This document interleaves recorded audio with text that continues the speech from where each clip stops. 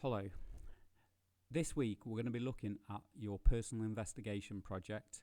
We're going to look a little bit at the structure of that project, but more specifically we're going to be looking at the written content of your personal investigation, and we're going to be putting together a plan which explains what you're going to write about and how it connects to your practical work. Everyone should have put together a proposal at the end of last term for what they wanted to do for the personal investigation, and obviously your homework over the holiday was to put together a presentation that explained your personal investigation and all the elements of that project. Your personal investigation is in general a practical project, and it should be something you're really excited about, and it should have all the key elements that we would expect to find in any of your projects. And you will have come across these terms last year, but just to explain them briefly, every project should have some research and analysis. Typically, the way we research and provide analysis in a project is through things like photographs and drawings. So you've picked a theme that you want to make your work about, and you would do some drawings connected to that theme, or you would perhaps take a series of photographs, and those things provide a starting point, something you can make your practical work out of. Everyone looked at lots of artists, designers, photographers, textile designers, fashion designers last year, depending on which endorsement you have taken. The personal investigation does work the same for all four of our art endorsements, as does the written piece. So all of these bits of information are relevant to all four subjects. Obviously, the links you do will depend on the endorsement. So graphics, you will typically look at graphic designers. Art, you will look at artists, painters, sculptors. Photography, obviously we will look at photographers. In textiles course, you might look at fashion designers, you might look at textile-based artists, and obviously there's some crossover within that as well. Typically, the links you used in your projects last year informed what your work looked like visually. So you would look at the work of a designer, and you would look at the key elements, colour schemes, composition, techniques, and you would apply those things to your own work. The people who did the most sophisticated work, and what everyone is striving for, is to make some original work. You are, of course, a creative student, and you're allowed to have your own ideas. So typically we will be looking for interesting ideas from the student that are very much informed by research into other artists and designers. So typically a high scoring project would have influence from several different links, and obviously ideas driven by the student. And those things cross over into the development section. So when you're trying different things out, influenced by different artists and designers, you're developing the idea. We want to see in your practical work evidence of development of ideas. Are you trying out lots of techniques? Are you trying out different colour schemes, compositions, different typography? Those things are all very much important, and they lead towards a refined final piece. So the best bits of your development are pushed forward and lead towards the final designs. And those are the things I think all art and design people enjoy doing. Those practical activities, that's why we're all here. But in the personal investigation, you also have a written personal study. Last year we got each of the art and design subjects to do a written piece in preparation for this, and most people did it very well. They were well researched, and they were interesting, and they showed a genuine interest in the subject matter, which was important. So hopefully that set you up well for this more extensive written personal study. Of course, every A-level is expected to have some sort of academic rigour, and the personal study is a way of showing that you've done some thorough research, a way of showing that you have a deeper understanding of the subject you're doing. So that's why it happens, really. I'm very much of the opinion that the people who are most informed about the subject make the most interesting and exciting work. If someone goes out and goes to loads of exhibitions and reads about those artists, they know more about the subject, and it feeds into their practical work, and they do exciting work. So I'm very much of the opinion that the personal study, if done correctly, will make you a better artist, graphic designer, textile designer, or photographer. But of course we are aware that some people are less excited by written work than they are about the practical side of it. Obviously, the best written pieces are the ones that are planned the best. So I'm going to talk a little bit about how you're going to plan for your personal study, and the main piece of work we're going to do over the next week is putting together an extensive plan. So this presentation is very much geared around putting that plan together. I can only imagine it's the most exciting thing you've heard this week. There is a bitter battle between Netflix and the BBC at the moment to try and buy the rights to this presentation, actually, because they felt it was so exciting they could turn it into a short series. So obviously if that comes off, I will be retiring from teaching on the money I earn from making Netflix or BBC presentations about personal study plans. However, until that happens, we'll just carry on looking at what you're expected to do for this plan. So within your final personal study, you will expect to show evidence of all these different skills, and most of them are pretty self-explanatory. Reading is vital.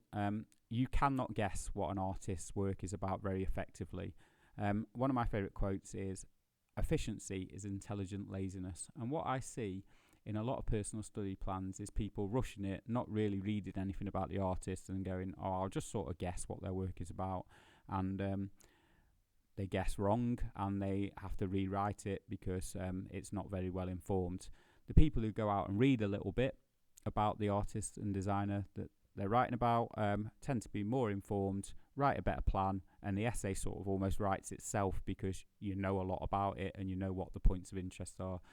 So reading is vital. I will come back to how you should focus your reading shortly. And of course, planning is vital.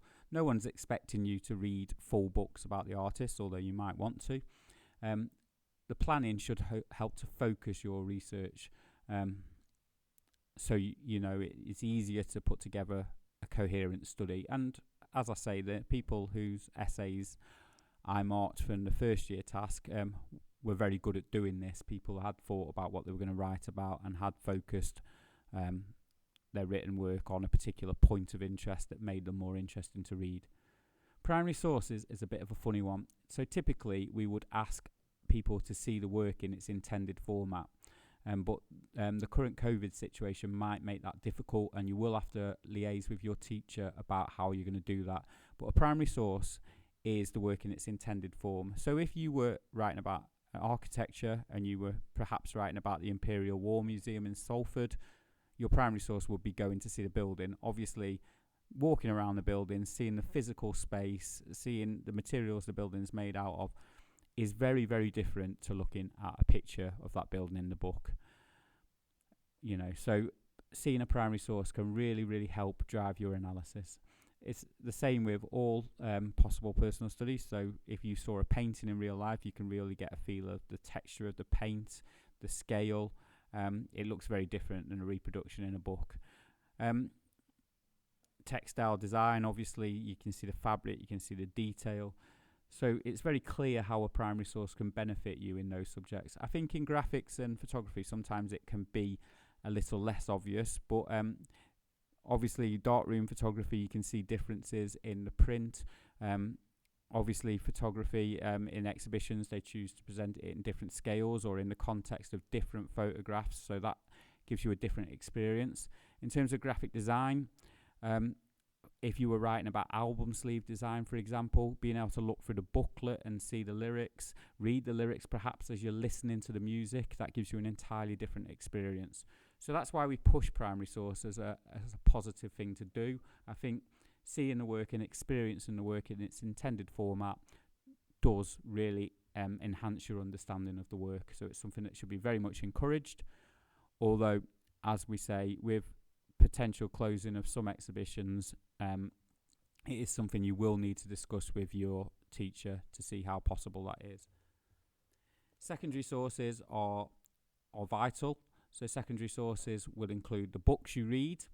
We'll come back to that shortly. But they could also include lots of other things such as documentaries, perhaps films, newspaper articles, magazine articles, YouTube clips, Vimeo clips. There are all sorts of excellent secondary sources. Lots of websites are very good. So your secondary sources are really the way you research the project, the way you find information, the way you inform your understanding of the work.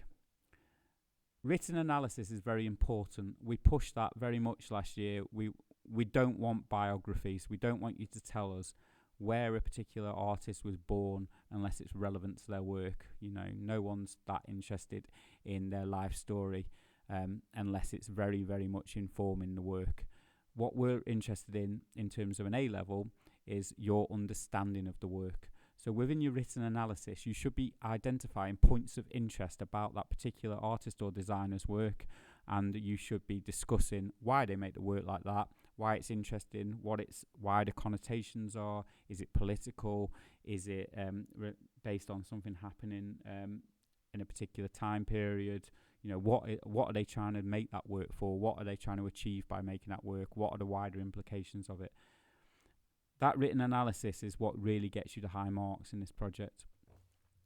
Your final written piece should be between 1,000 and 3,000 words. We realise that seems quite vague. We'd aim for 2,000 to 2,500, I would suggest, but obviously that will vary based on what you write about. You are expected to present this work, so it will have illustrations alongside the written content. So if you've presented it in a beautiful way and you've taken a long time over the way it's presented, maybe you can get away with slightly less words. But ideally, everyone should be aiming for quite a decent amount of words and high quality presentation. But don't just put words in for the sake of it. We're not looking for you to hit word counts just for the sake of it. We're looking for those words to actually be relevant, be important, and actually push the essay forward. Quotations are vital. First of all, they provide evidence that you've read something, but also the artist typically will know more about their work than you know about it. So if you're trying to make a point about their work and the artist has said it in a way that's more informed than you would say it, then use that quote and then discuss that quote. But your words need to be your own words. So anything that's come from the artist needs to be in quotation marks. Not all quotations have to be from the artist. You could look at reviews of pieces of work. You could look at things that critics are saying, researchers are saying about the work. So your quotations can come from a variety of sources. Your illustrations in art and textiles, typically you do sort of studies of the work when you do a critical link. That's quite important. Sometimes in graphics and photography it might be doing diagrams, but those things are there to show that you understand the work. So it's a visual way of supporting the written text.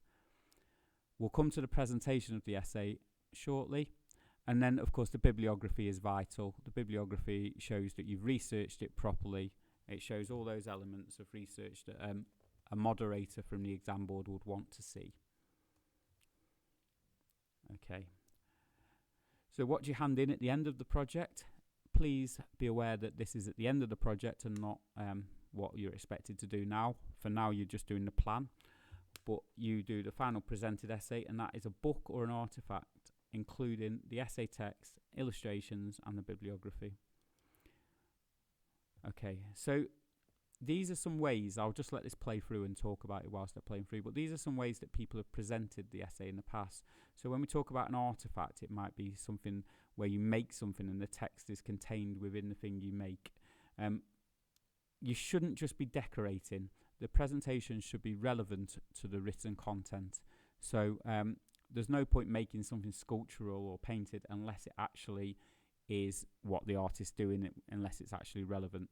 Most people now choose to do a printed book, and I'll come to some examples of printed books in a second, but you can order them from a variety of different places. This is an example of a printed book, so that one's actually from a company called Bonus Print, and you can get your book printed in a professional way. There's lots of examples in the classrooms that you'll be able to look at, and it's quite easy to do and quite cheap to make. So most people do go down that route. There will be tutorials on how to put a printed book together, but in essence you just design a load of JPEGs and upload them to a template on the website for the printing place, and they will print it for you. So it's a very nice thing to do, and it's something you can keep. But of course, if you wanted to do something more artifact based like these sorts of things, if it's relevant to your project, please do so. Although it shouldn't be the most time consuming thing you ever do. It is more important that the written content is good and the presentation is relevant. If you do graphics, you will have done a printed book potentially for the magazine project. Obviously that was disrupted a little bit by being off college because of the virus, but a lot of people did start planning for those magazines to be printed externally.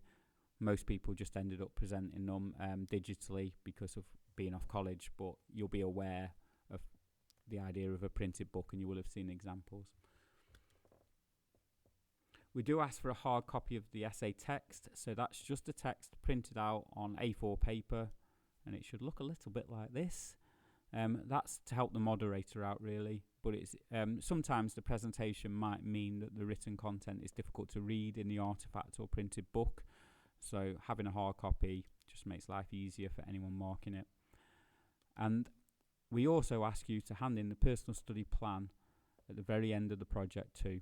That identifies how your project's changed, but another reason we do it is because the moderator comes in and checks a lot of projects in the same day, and if they can see from your plan that you've read a few books or sections of books, that you've looked at a lot of different artists and designers in the lead up to this project, and you've picked someone that's relevant to your project, it really helps you to forward your practical work. And if they can show you've researched it very well, they will give you that extra credit. So the plan is an easy way of showing that you've done all the things they're looking for. And then I'm going to sort of speed through these because you can look at them at your own time. But at the bottom of this screen, we have art, graphics, photography and textiles. And within them, there is an example of a plan for each of the 4 art subjects that we do. So please read through these. I'll just go through one in a little bit more detail just so you can see what the different headings are. So if I click on the art one, this presentation is on Moodle, so you can look at it in more detail, or you can obviously just pause this video and read it in more detail. But we ask you to research these different headings. So every single plan that is submitted should have all of these different headings with information in them. So the first one, define the objective or focus of the essay. You can't just put the artist you're going to write about there. As you will know from the essay we did last year, it's very important you identify something to discuss. So what is interesting about the work? Why are you writing about that artist? What do you want to find out about them? Why are they controversial? If their work is a little bit controversial, if it divides opinion, it's much more interesting to write about, and it's much easier to write an interesting essay. So we don't want anything biographical. We want you to tell us, why are you interested? What are you going to find out? What has got you interested in this work? We always say over and over again till we bore ourselves that you do not write about your own work in a personal study. There will still be, even though I've just said that, there will still be several people who decide to write about their own work in a personal study. Just don't. However, it is important that our moderator knows the relationship between your practical work and what you're writing about in a personal study. And on your plan, that is the one place we ask you to identify that. So that this section, the relationship between the practical work and the focus of the study, is where you highlight that. Sometimes it will be really obvious, but in some of the most exciting projects, it will be a little bit more subtle. We have some really, really exciting work at this college, and we have some really, really interesting ideas. So it's really important that you highlight the interesting concepts that have led to you writing this essay and how it's helped you with your practical work. So it's a chance for you to highlight that. The sources section, it's really important that you write about someone who is easy to research. If you cannot find 3 books about the artist or designer, or at least 3 books which have a chapter or a section about an artist and designer, they are not a good choice of personal study. Even if you love the work of that designer or artist, if there's nothing written about them, it's impossible to write a good personal study. Just use those sorts of designers and artists as critical links, and pick someone to write about that's easy to research. So you can see on this example, there are 3 books about Dan Flavin. As I mentioned previously, we don't expect you to read the books cover to cover, although you might want to. What you should do throughout this plan, when you're identifying the objective, that should focus your research. So if you're looking at a specific part of the work that is of interest, that is the thing you read about. You don't need to read every chapter of every book. You need to focus your research and learn about the things you're most interested in. In the website section, and again, even though I'm saying this now, there will definitely be people who do this. Please do not write Google or Wikipedia. We do know that you can use Google to search the internet. Put in websites that are actually related to the project, to the thing you're researching, and put the specific website in so you can copy and paste it and find the website again at a later date. And then the other sources thing, that could be for some people the most important bit. So if you're watching a film, I imagine all the graphics students are eager to watch Helvetica again for the 6th or 7th time. So that might be informing you about your project. Obviously, some of the most famous designers in the world are talking on that film.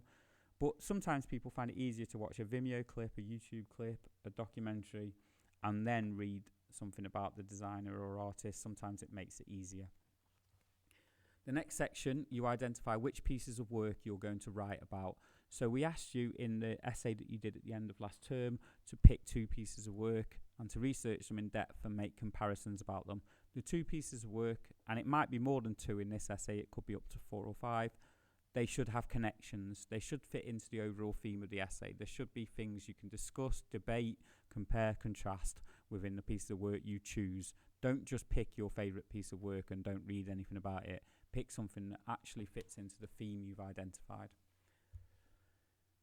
We talked a little bit about primary source and how it is desirable to go to an exhibition or see the work in its intended format, but it might not be possible in some instances this year. Again, just to reiterate, discuss that with your teacher, but if you are going to see a painting in the Tate Gallery, highlight that in the visits to be made. A moderator will love to see that. If you're just picking up a copy of ID magazine or Vogue magazine from Smith's, you can leave that out. We don't really need to know which newsagent you went to. The final section, possible conclusions to the study. This is something that in my experience is done quite badly because people don't read enough about the designer or artist they're writing about to be able to identify what they might find out at this stage. If you've read enough, you'll have a good idea of what you're going to find out.